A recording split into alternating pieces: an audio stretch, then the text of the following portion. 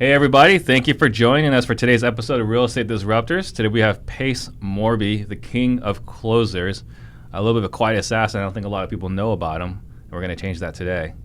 And he's here to share how he buys and wholesales 10 houses a month. If this is your first time tuning in, I'm Steve Trang, broker owner of Stunning Homes Realty, founder of the Offer Fast Homes app, the only app you'll need for wholesaling, and I'm on a mission to create 100 millionaires. So if you're interested in that, please let's connect on Instagram.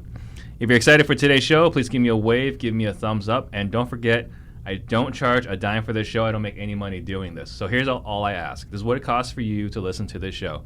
If you get value today, please tell a friend. Either share this episode right now, tag a friend below, or tell them your best takeaway from the show later on. That way we can all grow together. And then this is a live Q&A, so if you got questions for Pace, please do ask. You ready? I'm ready. Let's do it. All right. And I got to ask you this question because there's a lot of players in town. We are, if we're not the most competitive, we're definitely top 3, top 5. 100%, yeah. How's your operation different than most of the other guests that we've had on our show? Great question, because every one of these guys that you've had on their show either are my friends or have become my friends because of your show. Oh. Eric Sage, you had him on the show, and I'm like, I got to call that guy. We got to go play golf. We got to become buddies. And I spent a good 2 or 3 weeks with Eric Sage after the interview. And that's brilliant. Dude, he's amazing. Yeah. I'd say the biggest difference between the majority of the guys you've had are that these guys have built really big operations.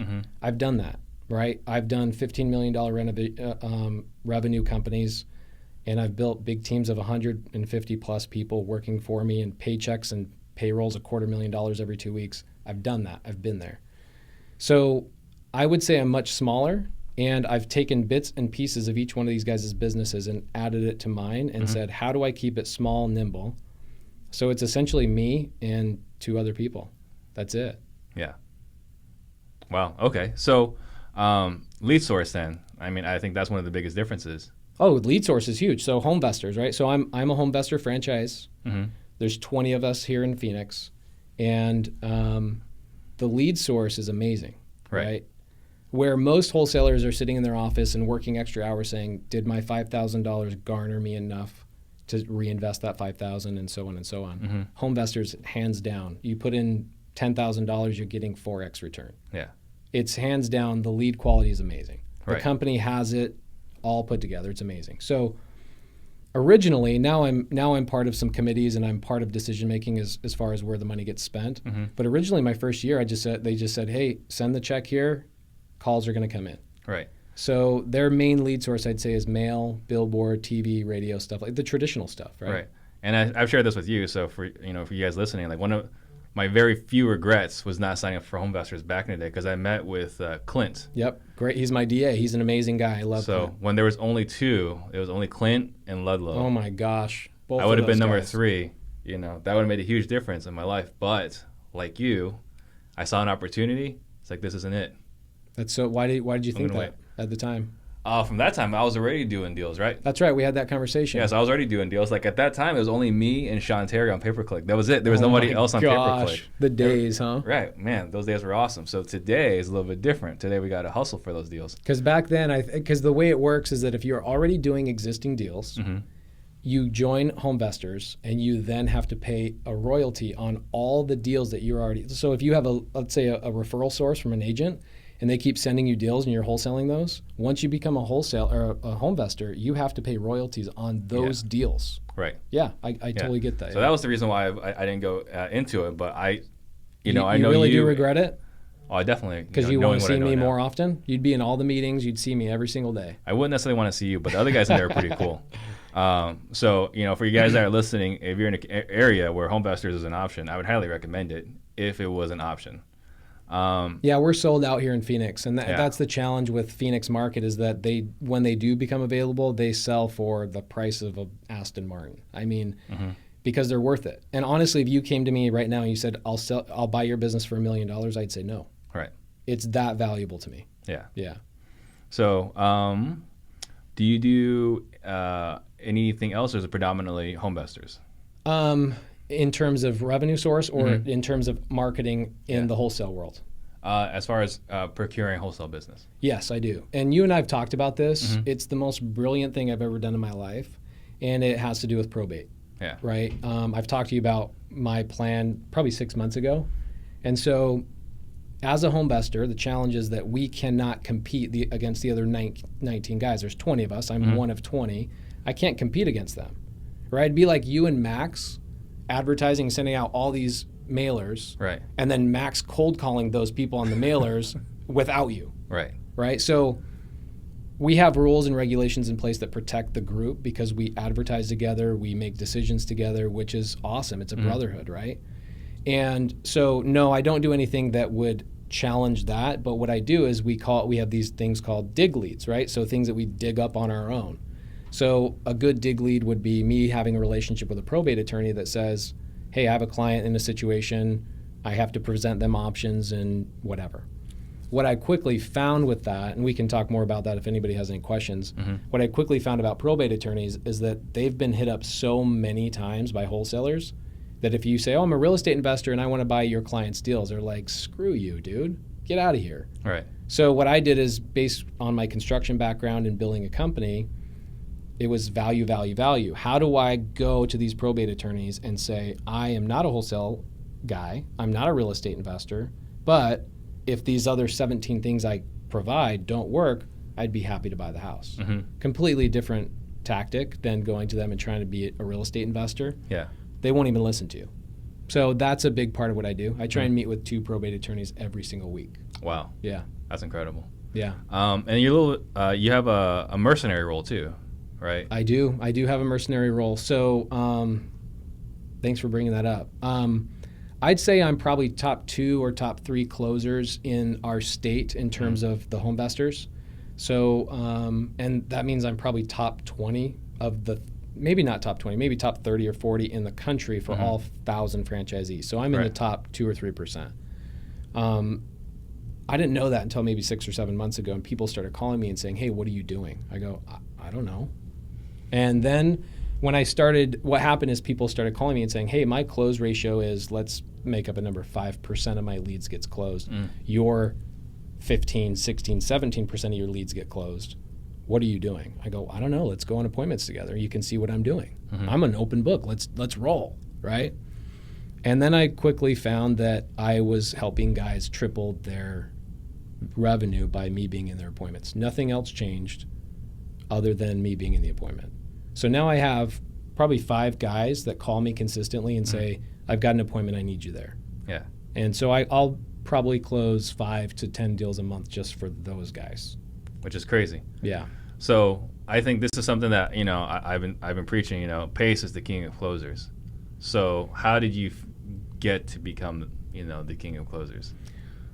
I hope you don't mind me talking because I'm a chatterbox. Go for it. So, you told me a while ago that you took a personality test, and I heard one of your podcasts. You said, I learned that I love creating businesses. Like that's the exciting thing for you is like creating and then going and creating another one. Like that's the thing you love. Yeah.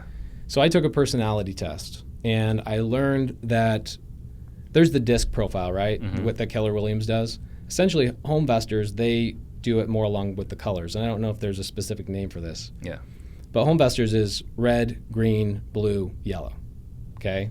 And I'll tell you a quick story about what those 4 colors mean and how and I'll let you guess which color you think I am. Okay. So there's 4 wives, 4 husbands. One husband's red, other's blue, yellow, green. Okay? Each wife says the exact same thing. Go to the grocery store, get me a gallon of milk, come back. Each one of those different personalities is going to handle that completely different, right? So you've got the guy who's green, and I think you've got a lot of green in you. Actually, I think you corrected me on this the other day, but I think you've got a lot of green in you. The guy who's green is going to the milk department, and he's standing in front of the glass, and what he's doing is he's saying, okay, what's the least expensive, and which one has the longest expiration date? And they'll actually take the time and be strategic, and they're organized, right?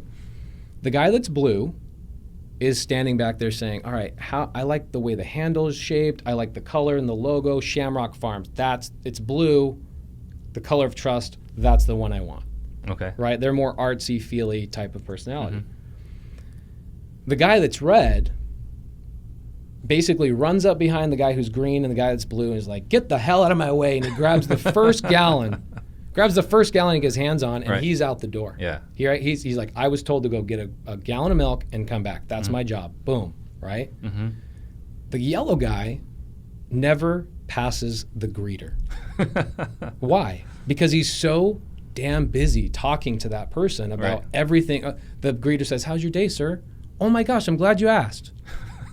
Let me tell you everything about me. Right. It's like, and the greeter's like, oh, I'm glad I'm getting paid. Like, shut up. Oh my gosh. So what colors do you think you are? Well, you have a predominant. Typically people have 2 or 3 colors. You have a dominant and then you have a secondary. What do you think is your dominant? So part of me is the price and expiration. The green. And part of me is get the hell out of my way. Red. And then you're a business owner, right? Yeah. So the red is the business owner. Get crap done. Right? I'm predominantly red. I think you're probably more red. And then I'm yellow. Oh, you're definitely yellow. I'm yellow, dude. Like, put me in a room. We'll talk all day long. Right. I know everybody. I want to know everybody. Mm-hmm. And in my world, there's 2 forms of income. There's financial income and there's emotional income. Mm-hmm. And the emotional income I receive from having friends and people I love is almost as important to me as the financial income. Yeah. And there's other guys that are pure red. They're like, I don't care if anybody likes me. Mm-hmm. I don't care how many friends I have. I care how much money I make. Right. And that's not how I am. I care more about, I want to be friends with that greeter at Walmart. I truly care about him. Yeah. So how that ties into closing deals. This deal, I put it on my Instagram this morning, my Instagram story. I go to this appointment. This is crazy. Listen to this story. So I get a call. This happens this morning. I get a call from somebody wanting to buy a house. Not a house I own, but a house another wholesaler owns. But he's calling me and saying, hey, will you verify the value of this? And will you meet me over there because you've been in construction so long? I want to know that this wholesaler is telling me it's 20 grand. I need to know it's 20 grand or else I'm going to lose money. I go, yeah, dude, all day long. And by the way, if there's anybody out there that needs me to do that, I did it for Jerry Norton. I've done it for a handful of other people that have been on your podcast. Yeah. I'm happy to help anybody that needs it. Brian Apples, like him and his partner have probably taken up, and I don't mean that negatively, they've probably taken a good 40 to 50 hours of my time between November and December. Oh, wow, really? Free. Yeah. Dude, they're the greeter. How's your day? Show me something. Yeah. I will talk to you all day long and I will help. Mm-hmm. I want to become your friend. I want to know what you're doing and how I can help, right? Yep. So I go to this appointment. I go, yeah, I got a couple hours. I'm happy to help you out. Let's go do it. So I go, I'm 20 minutes early. And guess what? I'm buying the next door neighbor's house now. This is what happens. I pull up and I see this guy working in his yard. I get to talking to him. He starts talking about this invention. And he goes, what are you doing here? And I go, I'm showing somebody this house that might be buying it and tell him 5 seconds of my history. And he starts talking about his little invention and this, that, and the other. And he says, what would you give me for my house? I go, I don't know. To be honest, it's probably, 85 grand. He goes, yeah, I wouldn't even sell it for 200 grand. And within 45 minutes of sitting there and building rapport, we're buying the house at $85,000. I didn't know the guy. Yeah. But because I'm talking to him and I look at my Instagram story, the dude's showing me a crane that he built by his hands. Mm-hmm. And now me and John are friends. Mm-hmm. His dog Blackie and I are like, friendly and all this stuff. And he's just like, wow, dude, oh my gosh. If you buy my house at 85, will you help me buy another one? And I did all that because I showed up early. I started talking to the guy as if he was the greeter at Walmart. Mm-hmm. Hey, dude, how's your day? Let's talk. And so that's all it comes down to. So I think one of the things that I'm incredibly grateful for is that you invited me into this whole other world of Sandler. You've improved it as well. You've been awesome. So I don't need to thank you, but yeah. So I was like, hey, knowing that you're a home investor guy, I was like, how can I get more deals from you? He's like, I don't know, but there's this place where all these other home investor guys hang out. I was like, what? Where's that at? Oh yeah. Right. I've told other guys about it too. Like, yeah. I won't say their names because they decide not to do it. Mm-hmm. You took action right away. Yeah. And you bought 2 deals. Right. Probably your first week. Yeah. From other home investor guys. Absolutely. Dude, it was amazing. And the other guys made so much money. They were like calling me and saying, "Dude, Steve's the best." Yeah. I mean, there's money to be made. I'll find a way to get it to happen, right? Of course. But the ancillary benefit was I got to meet Brad, who's our coach. Yeah. Who, if you guys have been, paying attention or watching some of my stuff, know that he's my sales coach. So what are your thoughts on Sandler? Honestly, everything that we learn in life seems to be common sense, but somebody has the ability to package it properly where it actually penetrates the brain. Brad has this uncanny ability. And again, we talked about this off the air. Yeah. I would never take Brad on a buy appointment with me because he's crazy. And I don't even act this way on a buy appointment, right? Yeah. You morph and you change. But I wouldn't take Brad. Like, he's crazy. Yeah. But his ability to take common sense principles, package them in a way where you go, wow, not only does that make sense, but I can now apply that because you packaged it properly. He's unbelievable. Yeah. And it's so many golden nuggets that I have had to limit myself every Friday. I take one 3x5 card and I say, I'm only taking one thing from this. Yeah. Because if I try and take too much, and that's essentially it, take that one thing, and immediately the first appointment I go to, I go, I'm going to literally practice this one line I learned 25 times. And then when I go into the appointment, I have it down. I'm natural. Yeah. And whether I'm buying that house or not, I'm practicing that line on that seller. Right. Dude, it's hands down one of the best things I've ever done. So, one thing I wanted to do was just kind of play a little bit of, role play. Yeah. Right? I mean, we're not married, but sure, let's do it. Well, got the gear outside. So let's go, right? Your appointment's booked. I called you on your billboard or whatever. Yep. You're coming over to the house to look at my house. Yeah. Right? So from the moment I open the door until, 45, 60 minutes later, walk me through that. What are those conversations like? Well, I'll answer that question, but you know me, I got to talk before I answer a question. So, sure. The most important part of my organization is my intake gal, my gorgeous, hot wife. So she answers all the calls, she follows up with the sellers, and she sets the appointments for me. I did it my first year, right? I had two phones. I had my bat phone, my money phone. Like, a phone call comes in, I'm in the movie theater, I do not turn that ringer off, dude. Like, that phone call rings, it's a lead, right? So you're sitting in the seat closest to the exit. Oh, exactly. And I'm like holding the phone as quiet as I possibly can, right? In fact, when my wife gave birth to our daughter a couple months ago, the phone stayed on. Like, that is what feeds our family. That is super important, right? So we luckily didn't get calls at 2:00 in the morning when my wife was giving birth, but I would have answered that phone. Yeah. No ifs, ands, or buts. But I did it my first year while I was running a $15 million construction company, and we bought 50 plus houses or somewhere around there. I transferred it to my wife, and the success rate went through the roof. Our appointments went better. My wife has this crazy good ability. She's learned some things from Sandler as well to make sure that I have a pretty clear objective once I go to the house. Hey, they've already talked to Open Door. They've already talked to OfferPad. They've already talked to Evo. I don't know what it is, but I'll go through a month where it's like every appointment I'm going to, Evo's my competitor. Really? Yeah, it's great. I love it. And so she'll know, hey, Evo's the competitor on this, and yada, yada, yada. I'm like, perfect, cool. So I'm going in with information. I'm not totally disarmed, right? I have some ammunition. So anybody that's not doing that properly, you're missing the boat, right? So I go into the appointment. First thing I do, first thing I say, and I'm observant. I'm observing things I closed the deal where half the conversation was about this lady's tattoo down her chest and all the way down her butt. That's what we talked about. Didn't even talk about the house because I made a reference oh, who did your tattoo over here? And it was you're the coolest guy. You mentioned this and yada, yada. Yep. I'm observant, but the first question I ask is, why am I here? How can That's I help the first you? question. Why am I That's the here? first, yeah. Because Brad told me to say that. I've never said that. I say, tell me why you called me out here today. How can I help?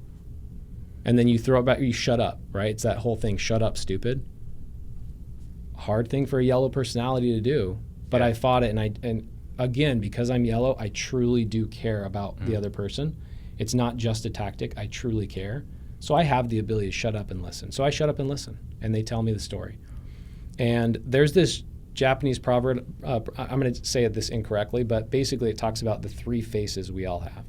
Face one is what we show our colleagues and people we're doing business with. Face two is who we, our friends, family, loved ones, maybe our wife, whatever. And then the third face is who you really are that nobody else sees. So I'm trying to get past phase 1 to phase 2. I want you to know that I'm trusted, I'm your friend, and I'm here to truly, truly help you. And if I can't help you, I'm walking away. Right? And that's a big part of it. So I wait for them to tell me, why am I here? So typical thing that I hear is, well, I'm not really selling, I'm kicking tires and yada, yada, yada. Okay, well, you took the time to call us. And if you remember the conversation with Laura, this is what we do. I'm here to buy a house. If that's not the situation that you're looking for, let me know right now. No problem. And then, oh, no. Right? You want to pull away a little bit. Right. Strip line, right? And Brad calls it staying behind the pendulum or stripping line. He says the same thing. Yeah. And then I talk about the upfront contract, most important part of the entire appointment, besides getting to know them and observing a couple things, right? Actually, I'm closing escrow today with Chris Iman and I are on a deal together, and I never even saw the house. I walked in the house. We started talking about a parakeet and billiards. I signed the contract right there at the table, and she goes, "Don't you want to see the house?" I go, "Sure." It's not about the house. Right. It never is about the house. It's about that person and their situation. And I could go into like how I structured the deal, and you'd go, "Holy crap, that was really smart." But I never had to go see the house because we know the value of a house before we go in there, and we know the year and how much kind of it needs in remodel. Kentucky windage, right? So I then do an upfront contract, and I said, "Look, this is what we're going to do. We're going to talk about your situation, see what I can help. If I can't help you, no problem. And then we're going to talk about numbers, and we're going to try and make a deal. If for some reason that doesn't work for you, I want you to know that I've got other appointments to go to. I don't want you to feel like I'm here and you're wasting my time if I don't buy the house. If I don't buy the house, please tell me I'm not going to buy the house. Just tell me flat out. I don't want to call you tomorrow. I don't want to knock on the door tomorrow. I don't want to pester you. I appreciate you and I appreciate your time," right? In different words a little bit. Right. One of two things is going to happen. Either A, we're going to work out a deal, or B, I'm going to tell you, "Hey, this might not work for us. This is a house that we won't buy." Or you're going to tell me this won't work for you and you're not interested in selling. Does that sound okay with you? Yes. Right? Boom. Okay, great. So I'd say the biggest challenge for people when I'm in other people's appointment, I have a really hard time not taking control of the whole appointment. It's like T minus 3 minutes and I'm taking over the whole appointment. But the toughest thing for other people, other wholesalers that are going in and trying to close a deal, their toughest thing is trying to figure out, what does this person want to sell their house for? Right? So, dude, I skip no time. Okay, great. So about how much are you trying to look for, sell the house for? Oh, I don't know. Really? Okay, so have you ever sold a car on Craigslist? Yeah. Okay, does it make sense to put a car on Craigslist but not have a price attached to it and just say make offers? Well, not really. I go, then why is it any different with a house? I might not be able to pay you that $5,000 for that Toyota Prius you're trying to sell, but I at least know where we're working. If you say I want $25,000 for the Prius, I'm walking out the door right now, and we're not going to waste any more time. At least let's get a gauge of where you're hoping to be. And I tell people a lot of times with the magic wand, pull out your magic wand, wave it around. What's your perfect scenario? Tell me. Is it I pay your moving expenses? Is it you want post-possession? They don't know what post-possession is, but you explain all that. What is it? Tell me. And then I shut up. And honestly, I close, I'd say out of my appointments, my face-to-face appointments, my first year I had a really hard time with this. But now I'm confident when I go to an appointment, I'm closing them probably 80% of the time in the house. Sometimes people say, I got to check on this. I have a house that I put an offer on. I got to make sure that goes through before I come back to you. And then we'll do a DocuSign. But most of the time I'm signing right there. Right. I don't want to go back. Yeah. And guess what? They don't want me to go back. So let's do both of each other a favor and just close right now. Let's figure out a deal that works for both of us. So one of the things that I've heard you say, which, as a realtor, I don't appreciate. I know. I'm sorry. I always preface it by saying I'm sorry. So, Pace, I've got 2 realtors coming tomorrow, and, Open Door is going to be an offer pattern, our I'm waiting for them to come out and look too. Perfect. And you say you love those appointments. I love them. I love them. A year ago, I hated them. In fact, I would find any reason not to go. And with how busy I was with construction last year, we had 65 projects on average that we were managing at a time. I'm too busy. I can't go to that appointment. It's not good enough, right? I miss so many deals. Oh my gosh. So the way I handle it is there's two forms of competition, right?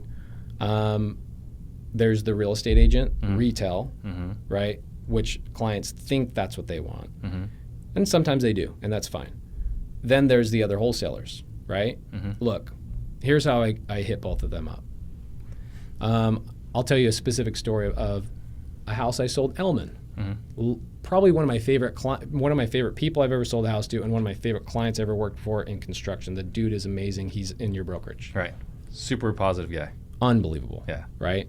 So I sold this house to Elman, and Elman's working on the construction right now. I actually texted him yesterday. I was like, hey, you need any help? You need any subcontractors? I'll come over there and help paint. Whatever, man. I just want to hang out. Let's do it. Yellow personality. I truly love Elman. Right. So I want to hang out with him, whatever. So with that house, I go to the appointment, and this lady says those two things. Her name's Jane. She says, well, we've got 2 people coming tomorrow that are like you, and we have a couple real estate agent friends, right? It's always real estate agent friends. It's never like, hey, I called somebody from a brokerage and they're randomly coming. It's always somebody they know, right? I go, perfect. I'm probably not a buyer for your house, but I love real estate and I love talking real estate. So again, I wear a hat 99% of the time. Sometimes when people see me without a hat, they're like, dude, who are you? So I typically will have a physical hat, and I'll take that hat off and I'll say, let me take my buyer hat off. Pretend I'm your grandson, your friend, your boyfriend. I don't care. Let's role play, right? I'm only here to give you advice. I'm not a buyer on the house. And they go, what? You're not a buyer? I go, yeah. I mean, I just don't want to compete with myself, because here's what happens. You're going to go meet with a couple of other wholesalers. I'm going to tell you the numbers. Let's make up a number. And I always make up a number half of what I'm wanting to pay. And I go, it's a made up number. It's just for, the story. Let's say I give you 50 grand.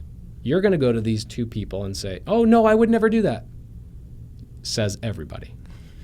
And they go, yeah, you're right. And I go, so I give you 50 grand. You're going to go to these people and give them 55 or 60. And then guess what? I'm still going to buy the house. They go, oh, yeah, because you'll come back in the end and offer more money. I go, no, I'm going to buy it from them. I know everybody in town. They're going to send me the address. I'm going to buy the house regardless. So I don't want to compete with myself. I don't want to give you a number if you're just going to go meet with other people. I'm here to buy a house. If we can strike a deal that works for both of us, let's do it. But I don't think that's going to happen. So let me give you some advice if you are going to go work with those other people. Wholesaler, I'll get back to the real estate thing, because I'm almost dodging because I feel bad that I do it. You should feel bad. So with the other wholesalers, I say, look, if they're really good buyers, and there's a good handful of guys that are true buyers. Evo's a really good buyer. He actually closes on deals. I've seen him on title. The dude's awesome. The dude's a monster. He's a monster. And there's a whole bunch of other guys that close escrow too. But there's a lot of guys that don't. Right? They're just trying to get the deal, make a quick $10,000, $15,000. And that's fine. That's the name of wholesale. But they don't have the money to close. So I tell the seller, here are the 3 pieces of advice that I would give you. Number 1, make sure they do hard earnest money. No more inspections. They can have people come and go at the house, but the second they put the earnest money in, it's theirs. And no less than $10,000. And they're like, wow, I can do that? And I explain why it's important. I go into it for 2 or 3 minutes. Then I say, make sure they have proof of funds in their name, not some photoshopped whatever. And then thirdly, if you truly want to make sure that they're buying the house, make sure your contract with them says seller to buyer. And the part where it says or assignee is not attached. They're not allowed to assign the contract. And they go, what's that? And I explain that. And they go, oh my gosh. This lady, Jane, she's like, oh my gosh, oh wow, this makes a lot of sense. And guess what I'm doing the whole time? I'm telling her to write it all down. Hey, do you mind writing this down? I'm going to leave. We might not see each other again. I just want to make sure that this advice I'm giving you, you've got it down. So she's sitting here writing this all down. I go, okay, now on the real estate side, here's what I do. Especially if they're friends. It's a tricky subject, because once you hire a friend, you can't fire them, right? There's that whole weird thing. They go, yeah. Okay. Real estate agents, no offense to them, my wife's a real estate agent and a lot of my best friends are real estate agents. They're going to tell you what you want to hear. Mm-hmm. They know the value of the house is 210, but they're going to tell you it can sell for between 210 and maybe upwards of 230. But if you tell that agent, hey, give me a number that you feel we'd get an offer on in the first 30 days, and if we don't get an offer in the first 30 days, you would be willing to renegotiate your commission down to 1%. And they go, oh my gosh, I can do that? I go, yeah. Make them put their money where their mouth is. Mm-hmm. I think it's unfair where they come in and they put a listing in the house for $239 because they just wanted to get a 6-month listing, and they go, oh my gosh, that's great, that's great, that's great. And there's some other little things that I talk about as well, but it puts the real estate agent on, same thing with my wife. Give people honest numbers. Mm-hmm. And then that house, I went as far as leaving the house. Doesn't happen that often. Most of the people go, actually this house that I'm closing with Chris Hyman today, the lady says, I trust you, I just want to close right now. And she had an offer from Evo at $10,000 higher than me. Mm-hmm. I bought it $10,000 lower because I built the trust in the rapport. Sorry, Evo. He's gotten deals from me that I didn't go out to the house fast enough, and he's gotten deals. So we've traded off. But so I leave. And I go, oh, it's afternoon, it's 3:30. I'm going to run over to the golf course, and I'm going to go play 3 holes real quick, right? And I'll listen to your podcast or other things when I don't have an appointment. I literally drive over to the club, and I'm there for 15 minutes. She calls me, she goes, we're ready to sign with you, come right now. And I go, well, we haven't talked about price. She goes, you'll take care of us, we trust you. She goes, that hands down, we're going with you. I go, perfect. And we got the deal done probably 10 grand lower than I really originally thought about giving them. Right. So, and we solved their problem, right? They needed money up front. I gave them money up front. There's all sorts of things we figured out. But I just tell people how it is. If you're going to sign with another wholesaler, do it. If they're willing to pay more money, do it. But make sure they have these 3 things in their contract. Yeah. If you're going to go with a real estate agent, do it. If that works for you, do it.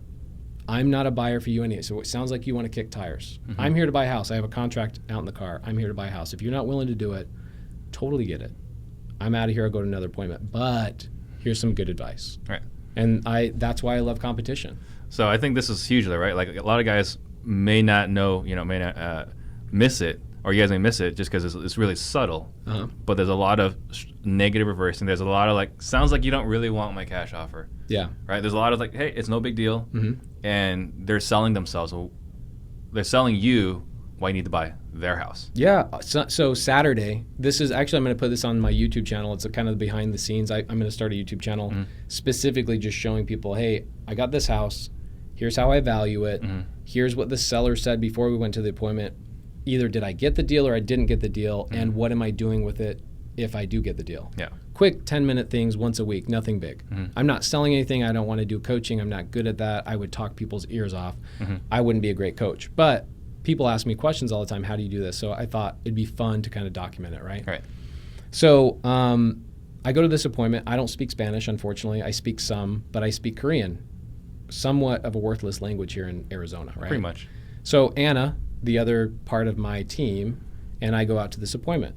Seller says, hey, I want $260,000. My number's like $150. We're $110,000 off. Mm-hmm. So I just said the same thing. I said, hey, why would I go, he says, well, I don't want to give you a number first. I go, come on, man. I told him the Craigslist and the car thing, that always gets people. They're like, yeah, that's stupid. Why would I put a car on Craigslist with $0? Like, that doesn't make sense. Mm-hmm.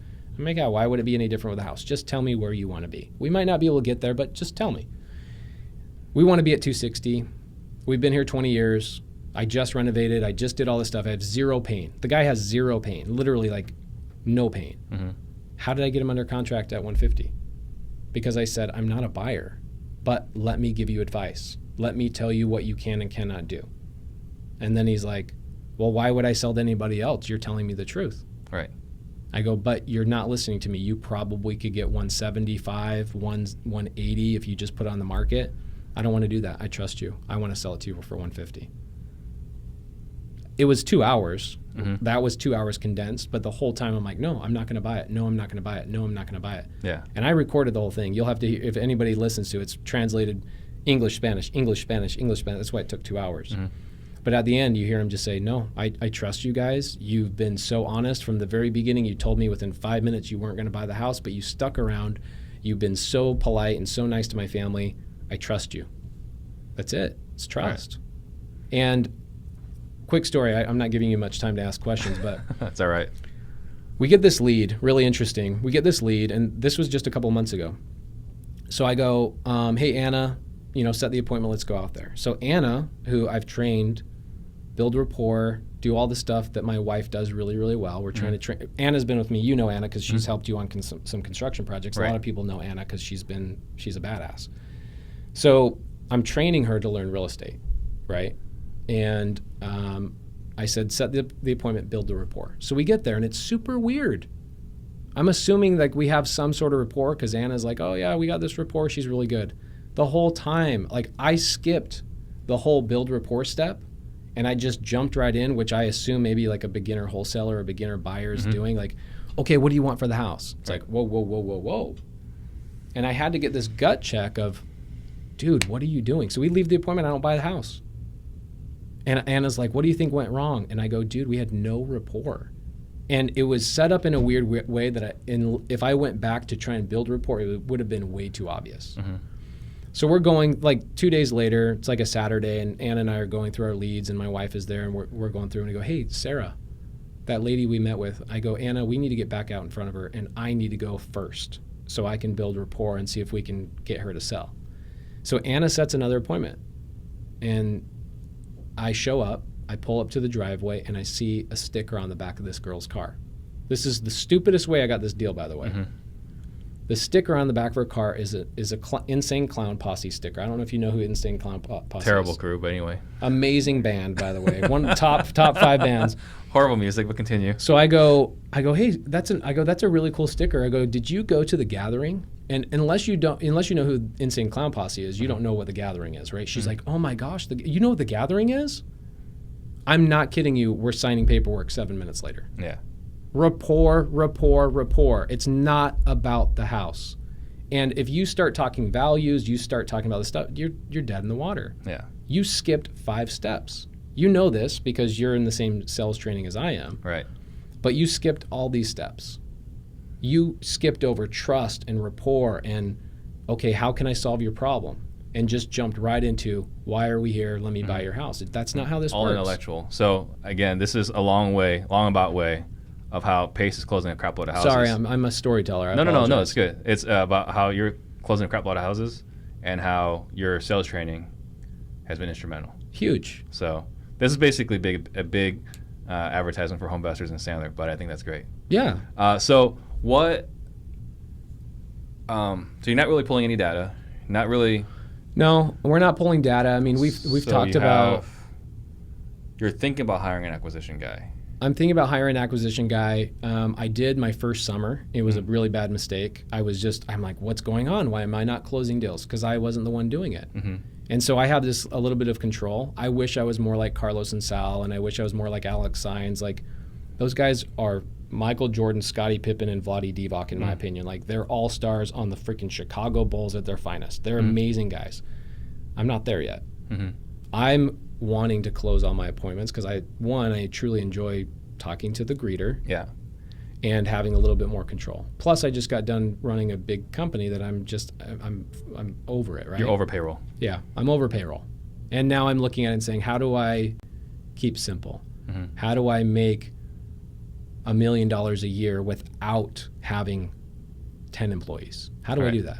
And that's why picking all these pieces off. Well, I think that's the evolution of business, right? Like, there's always, how can I do it better? How can I do it better? And you've already gone through this other headache that was no fun. Yeah. I mean, it was good in the sense that I got all these relationships. I mean, I could go through all these names and thank all 100 people along the way. Amazing, amazing people.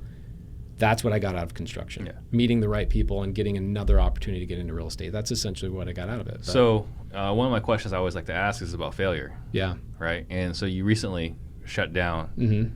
So talk about that. What prompted that, and what lessons have you learned?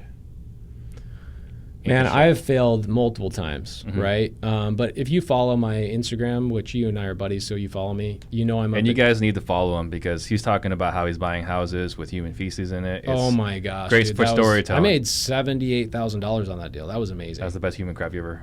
That was dude, unbelievable. All right. So anyway. So yeah, follow me. But on my Instagram, construction. So on the construction side, we had a great business. And in 2015, working with Open Door, they were probably 60% of my clientele, which is another lesson, right? Big lesson. Don't ever have a client over 30% of your business. They were 60% of my business. So when they basically said, hey, we're changing our model, I'm laying in bed like, oh my gosh, how am I going to, because the 125 to 150 people, depending on the month that I had working for us, didn't represent 125 people. It represented the 5 other people they supported, 3 kids, 4 kids, a wife, whatever. So when my paycheck stops, oh my gosh, these people got to spend 3 months looking for work. I wasn't going to have that. So yes, we started building clientele, and what we found, the toughest part about being a contractor is that I have to be licensed, bonded, insured. I have to have overhead and all these people handling all this stuff. If you want to do a project with me, you can vet and make sure that if I just walk off your project, you have a bond protecting you from losing money, right? What insurance do I have that you as a client, you were amazing, by the way, probably top 3 clients, Elman's top 3 as well. Top 3 clients, hands down. But how can I make sure that you as the client have the money to pay me? Can I ask you for a proof of funds? No. I can, but I'm not getting that job. Right. And so when you transition from, hey, I'm working for a company that's well-funded to I'm working with guys that are buying houses, maybe not that they shouldn't be buying, 100% purchase, no construction funds set aside, and they're asking the contractor to float the funds, and they think the construction is supposed to be 20 and it ends up being 30 because they're, oh, well, I do want to do this, and I want to do that. Okay, but you didn't buy the house originally. Our first walkthrough, dude, you're spending 10 grand more. It's going to take 2 more weeks. Don't worry. I know what I'm doing. Great, perfect. Boom, boom, boom. We do it. I don't get paid. I got to put a lien on the property. I got to wait for this, got to wait for that. Meanwhile, I got other clients saying, hey, why aren't you over? I'm like, because this guy changed. Anyway, it got to a point where on average, I was a contractor for 7 years.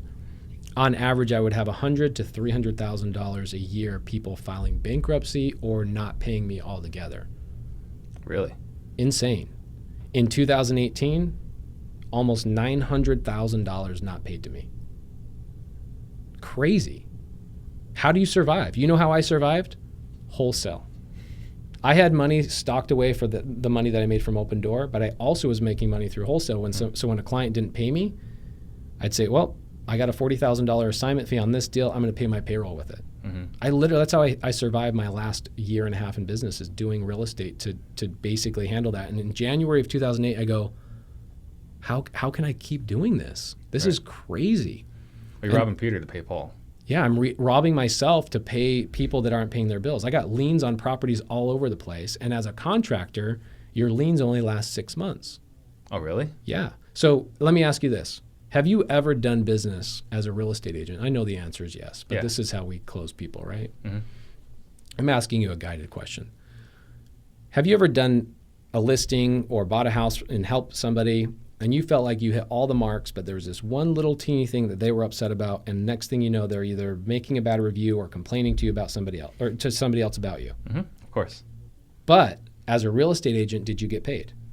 Yes. As a contractor, you don't. Somebody complains about you. Oh, they were 2 weeks late. Oh, let's take into consideration that you used your own cabinet guy that was 3 weeks late. We were still only 2 weeks late on the whole project, but you don't feel like you should pay me the last $4,500. Okay, whatever. Part of doing business, move on to the next one. The next guy does the same thing. Next guy does the same thing. Man. It racks up. So as a real estate agent, as a wholesaler, as a loan processor or loan officer, you get paid. In fact, we had this happened yesterday.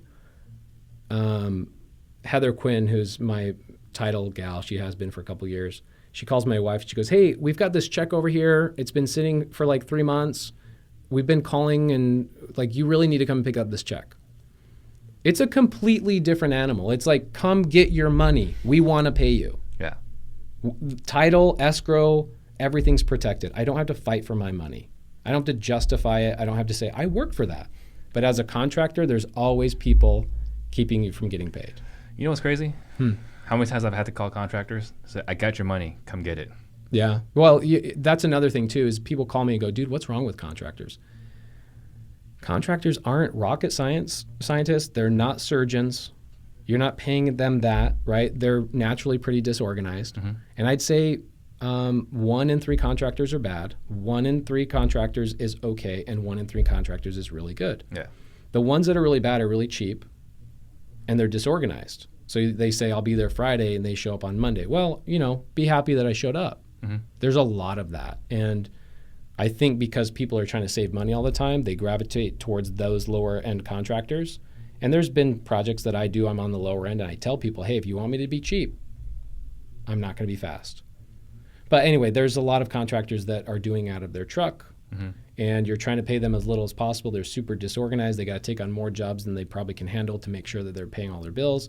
Next thing you know, they can't handle it, right? I kind of equate this to the discount agents, right? The guys that'll sell your house for $300, $1,000, $2,000, whatever. Hey, I'll throw it on the MLS for $500. Yeah. But what kind of business can they possibly run? Because you definitely can't afford payroll. It's tough on that, let alone marketing.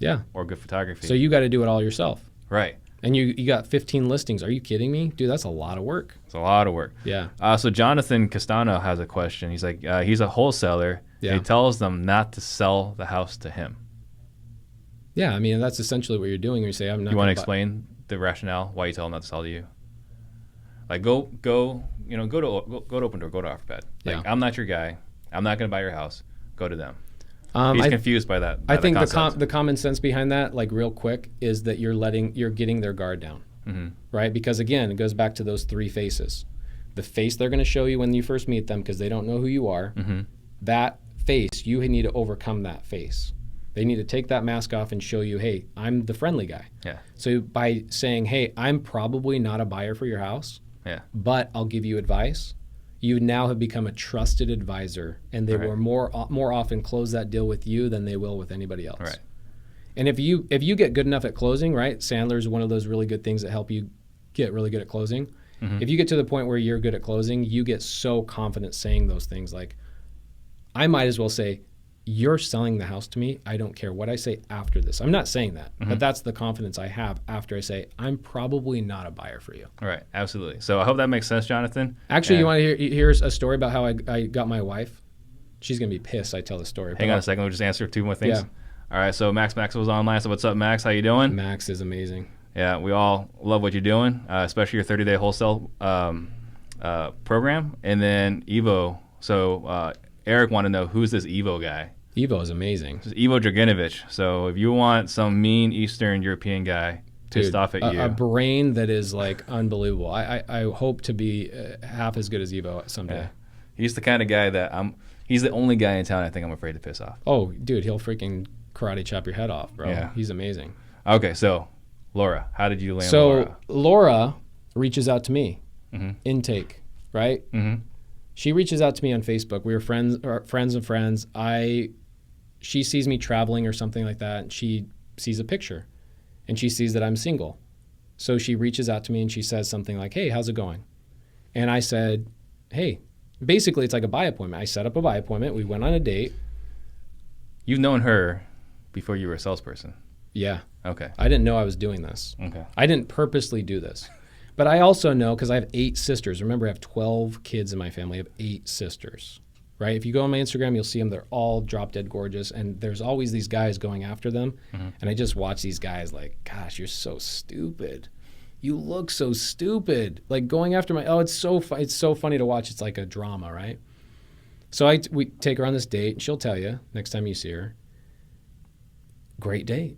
We still go back. It's Kona Grill down in Santan Village or whatever it's called. We still go down there every couple of years, try and sit in the same exact table that we sat down in. Yeah, it's great. She's unbelievable. And amazing date, good conversation, right? And what do? Well, first off, I go to her house and I know her dad's into golf. She tells me like in the text the day before, like, yeah, my dad's into golf. So I bring him some golf balls and I go, hey, here you go, sir. Nice to meet your daughter. Let me take her on a date. She's like 22 at the time. And take her on a date, bring her back home 2 hours later, give her a hug, have a good night. Talk to you soon. She's sitting there like, are you not going to kiss me? What the hell? This was amazing. There was like magic in the air. No. Because I'm going to pull back because I want the close to be hard. I knew in that date, I said, this girl could be the one. Mm-hmm. Like truly, truly felt that way. So I said, I'm going to pull back because I want to close hard. And so we've been together ever since. And anybody that knows our relationship, dude, I won the freaking lottery. Yeah. She's amazing. But that's how I basically pulled back. I didn't try and do what every other wholesaler is going in there, convincing. If you're telling, you're not selling. Right. Right? Right. I'm the best. I'm this, that. Look, I'm probably not a buyer for you. But I know just about everybody in town. So tell me what you're looking for. I'll direct you the right channel. Or I'll tell you not to buy to sell your house.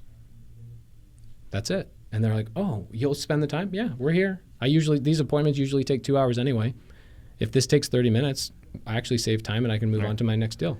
Or your other job. So you're a semi-professional golfer. Oh, no. According to your Instagram. I'm not. Well, I win some little scramble tournaments here and there. Yeah, Chenny wants to know how your golf game is. Oh my gosh, Chenny just took $8 from me yesterday, and I thought I was so hardcore. I go double or nothing on the last hole, and he freaking beat me by 2 strokes on the last hole. So we talked about you're being the closer. Mm-hmm. Are you looking at closing in other markets? No, I'm not. No. I mean, I thought about it for a while. I thought there's so many opportunities out there. It's the shiny object syndrome, mm-hmm. right? But then I realized there's 500 wholesale transactions going on a monthly basis. I'm only doing, I'm participating in probably between 10 and 15 of those on a monthly basis. Why don't I just try and get another 2 or 3? Okay, so then let's say, what would it charge? Just throwing this out there. Mm-hmm. If you were to close for Max and me, what would that be? $5? $100? Honestly, this is what I do. This is what I tell guys. I go either A, pay me a percentage, whatever you're paying your current sales guy, I'll do it, and I'll show you I'm better than your current sales guy. Sorry to be somewhat cocky. Okay. I wasn't like this 6 months ago. Just something dawned on me, right? Yeah. Either A, pay me what you're paying your other sales guy, and I'll just do better. I'll bring more value, or I'll train them, right? Mm-hmm. There's been other guys that have called me and said, can you just train my sales guy? I know like long term it's not going to work out with us. I need to have my own internal guy. Yeah, no problem. Or let me close the deal and give me 24 hours to sell it. Mm-hmm. Tell me a number you're looking for, and I'll give me 24 hours to sell it. And that's my compensation. That's it. That's it. Simple enough. So what are you spending right now on marketing? I spend between $14,000 and $16,000. It's oddly specific. I know. We talked about this before. It depends. I mean, in December, I spend less money because I realized that I still get somewhat close to the same amount of leads because there's carryover from like October and November. Mm-hmm. And so I slow down my spend in December so I can, like my stupid little goal in life a couple of years ago was, how do I get to December 15th and shut off until January 15th? That's my goal. I want to take a month off. And so I just got you right out of vacation. Yeah, literally. Like I was just, Eric Nix, one of my good buddies, the guy who helped me out with Open Door, and unbelievable guy.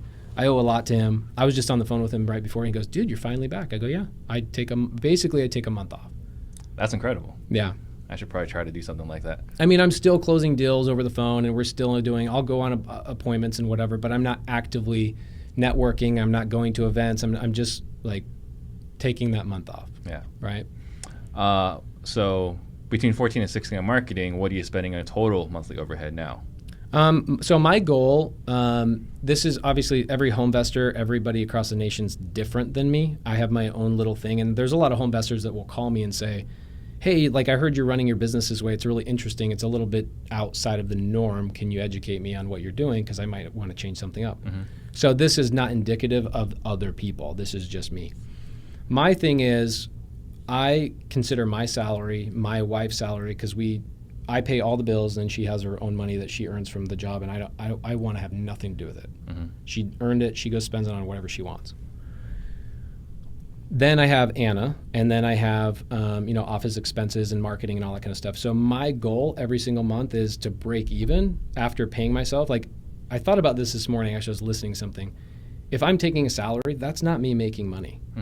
I'm sorry. That's just my brain. Somebody else might say, no, oh, yeah, that's the right business mindset. I'm breaking even. People forget to account that if you weren't doing it, someone else would have to do it. Exactly. So I'm paying myself. That's a salary, and that's part of my overhead. And if let's say my overhead's $40,000 a month, okay? Advertising, my salary, Laura, Anna, travel costs, fuel, taking people to lunch, all that stuff, okay? Everything. So if I make $41,000 in revenue, I made $1,000. Right. That's it. So for me, I have a goal every single month in my office that we're 6 figures. That's what we want to be at. We want to be at 100. Like, my first month at 6 figures was middle of last year, and I hit $108,000, and I'm like, oh my gosh. And so that's our goal is over 6 figures every single month. Our overhead is around $40,000. Okay. A big part of that too that people don't realize is they have to sit down and say, what is my minimum that I need to take home, right? A lot of people would never sit down with their wife and say, what's our budget? What do we need, plus some buffer for some fun things and whatever else. What do we need? And then everything else is investment or whatever. So Laura and I have this spillover thing where it's like, I earn this much money. The next $5,000 I earn goes into paying for, going into other investments. And then the next $5,000 is more discretionary. Do we want to put that into an investment, or do we want to go on another vacation, or do we want to blah, blah, blah, blah, blah, right? Yeah. Maybe another kid's sports team or whatever else. Sponsor a Stunning Homes event or a Disruptors event, maybe. Dude, happy to do it. So Israel wants to know, you kind of answered it, but he's another wholesaler in town. And if you were to train him, how would that work? Israel, Ramirez. Yep. Good guy. Yeah. If I was going to train him, I would basically say, tell me when you have an appointment. And either call me. I helped somebody close a deal a couple of weeks ago. They call me and they go, hey, I have this issue. I have solar panels. I have this. I have no idea what to do. I go, cool. So I walk through a 15-minute breakdown. I get to know the client through them. I couldn't be there because, again, I took basically a month off. And they went back and they're like, oh, my gosh, everything you said worked. I got the deal. And I said, no problem. Either pay me X or let me have 24 hours to sell it. That was it. So same thing with him. If he has a deal, he either wants me to talk to him about and structure it, and or even maybe visit with him about the whole deal.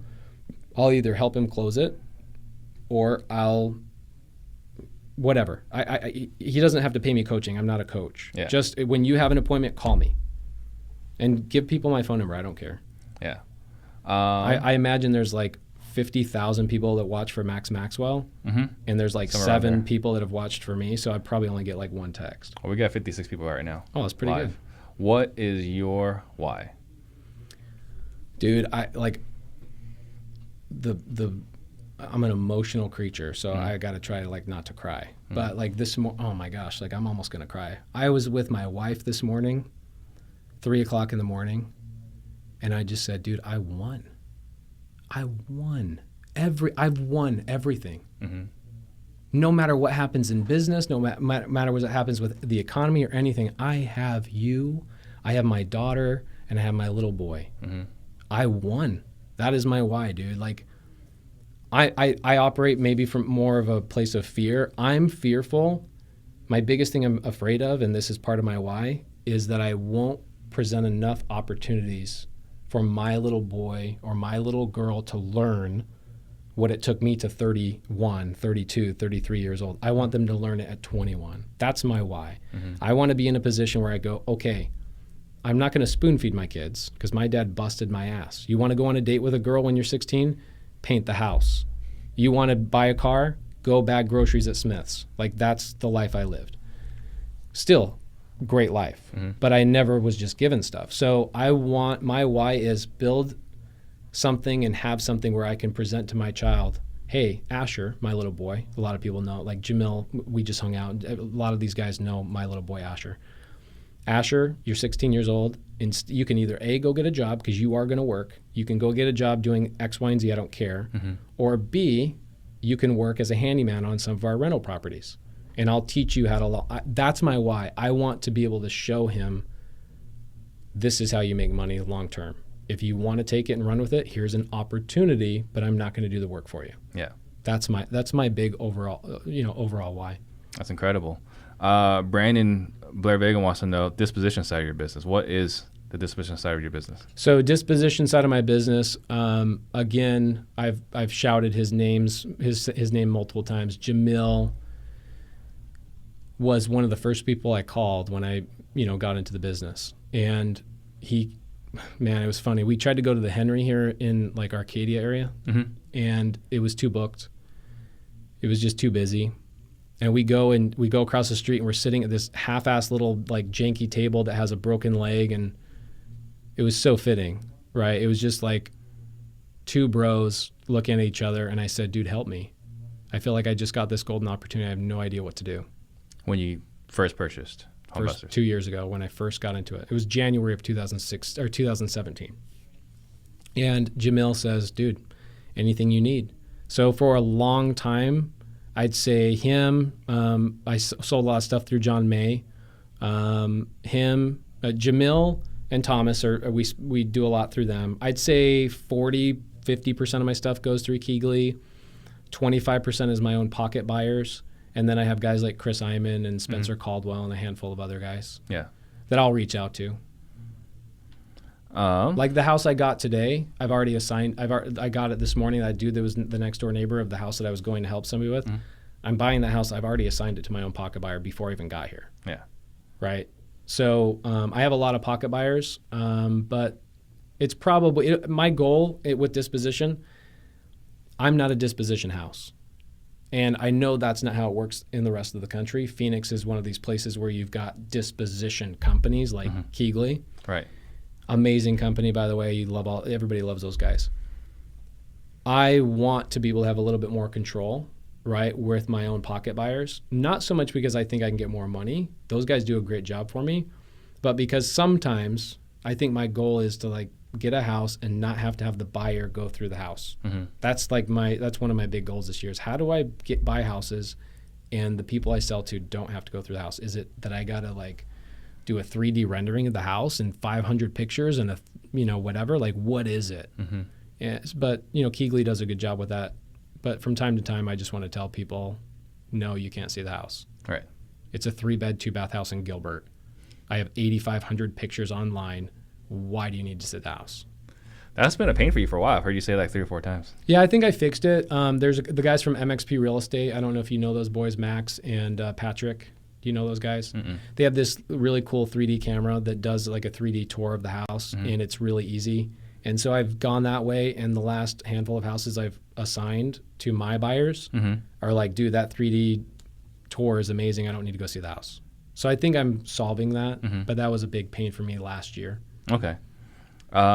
Max wants to know, is there a specific place in the house that you're having these conversations with the homeowners? Yeah. So here's a really good nugget that I didn't realize I was doing.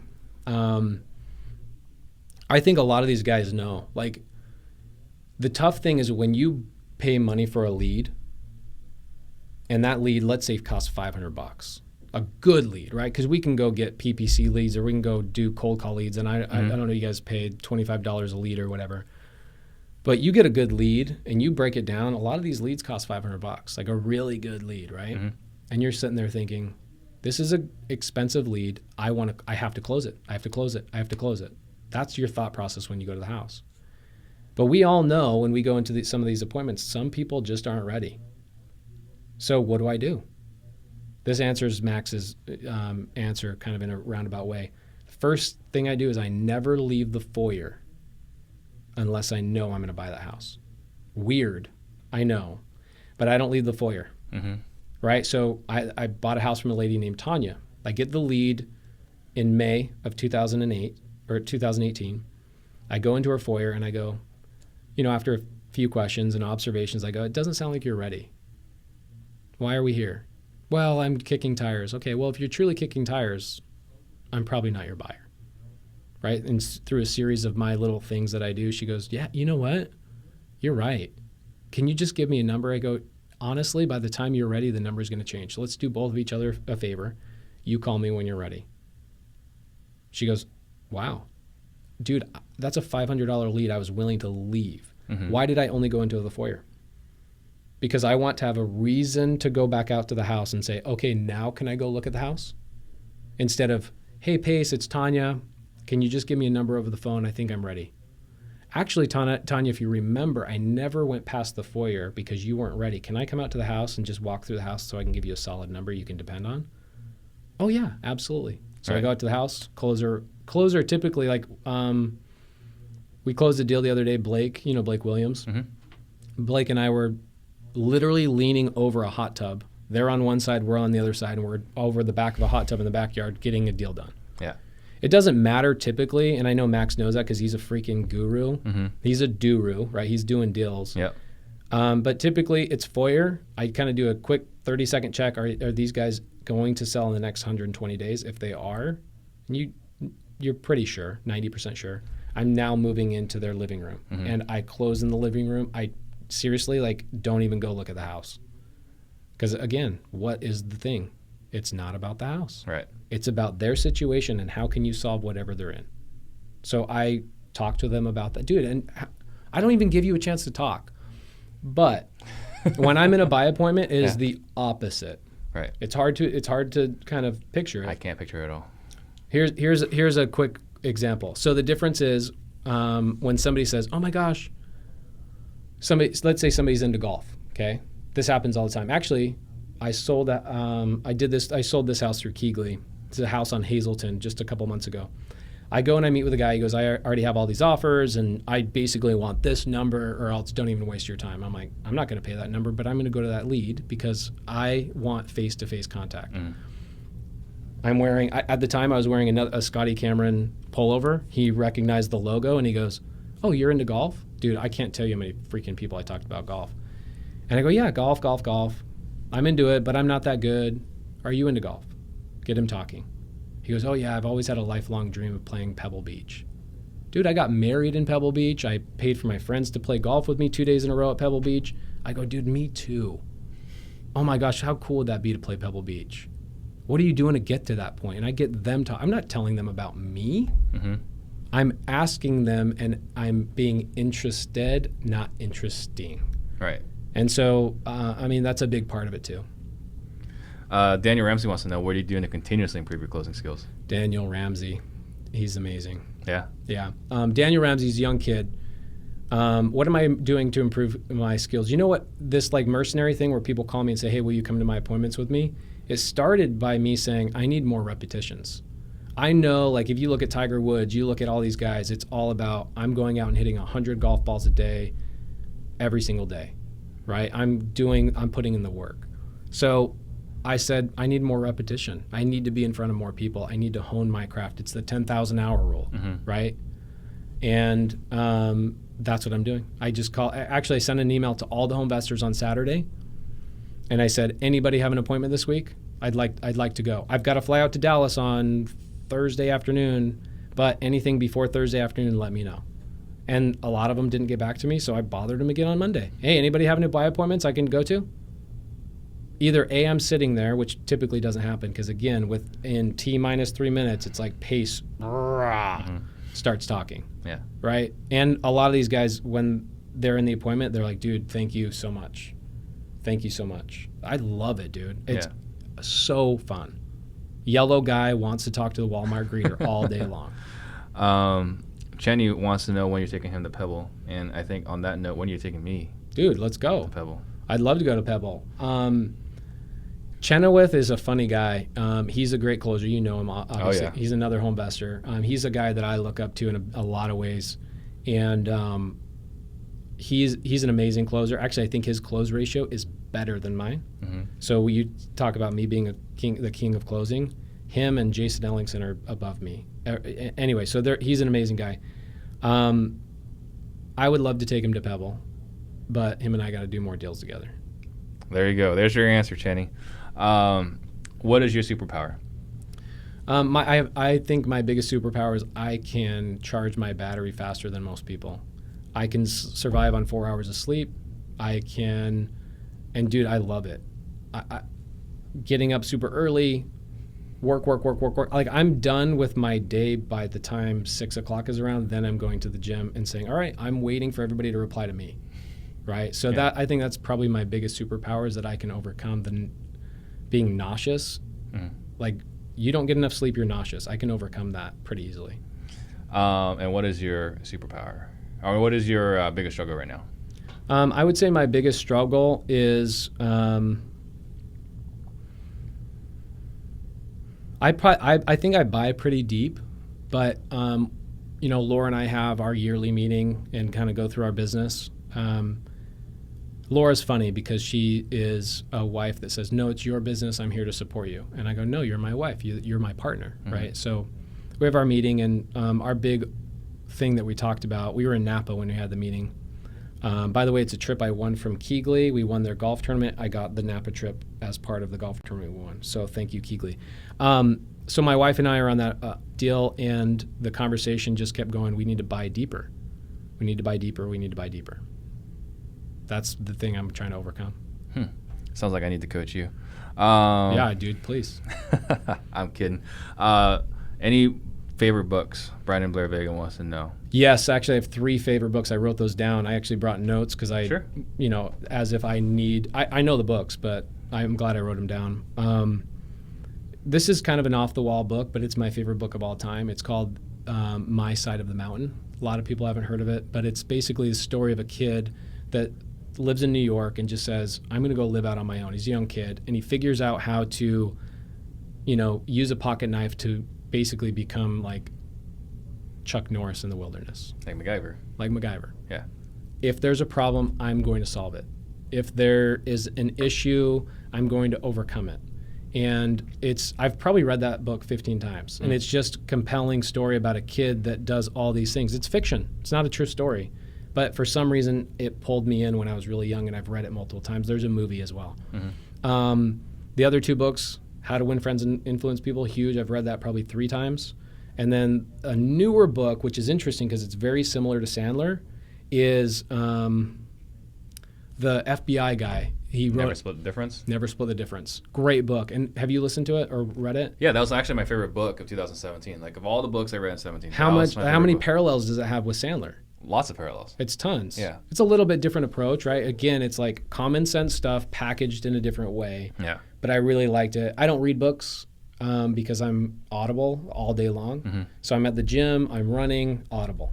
So this is kind of crazy. One of my, random thoughts at night before you pass out. Yeah. It's like, man, I would love to get Chris Voss on the show. Oh my gosh, dude. So, are you kidding me? I got to reach out to all the people that know Chris Voss to get him on the show. Dude, speaking of people to have on the show, like I sit there and think about all these amazing guys like that have nobody even knows, but these guys are going out and like Spencer Caldwell. You got to have that guy on the show. Yeah. He's unbelievable. Like, there's so many amazing guys in this town that I've sat down and I'm just like so happy to get their time. Actually, one of the things I'm working on this year is Jamil gives his time freely. So I don't really have to do this with Jamil. But I tell other guys, I say, if I do a deal with you, I get an hour of your time. That's part of, make your money. But on top of you making your money, you owe me an hour of your time. I don't care if it's going and playing golf. I'll rack up 4 hours or 4 deals with you. I'll rack up 4 hours. We'll go play golf. But you owe me that. And so I'm never going to guys and saying I expect anything for free. I want to bring value first and say, this is what I'm looking for. Tell me about your business. I might not use it because their business might not be what I want. Right. But I want to understand and learn because, gosh, damn it, I'm 10 years late to the game. Look at guys like Jalen White and Alex Sainz. Oh, my gosh. Yeah. I don't wish I knew what I know now at their age. I wish I know what they know now at my age. Right. Right? Yeah. Incredible wisdom.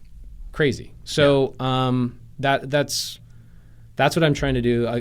Again, that comes with like what I'm trying to overcome, books I'm reading, like bring value to people first and then you'll get it in return. You know what's nuts is that one of the great things about being able to do the show is like I can actually like reach out to Jalen now. Like, hey, what's going on with this? Like, I'm running to this.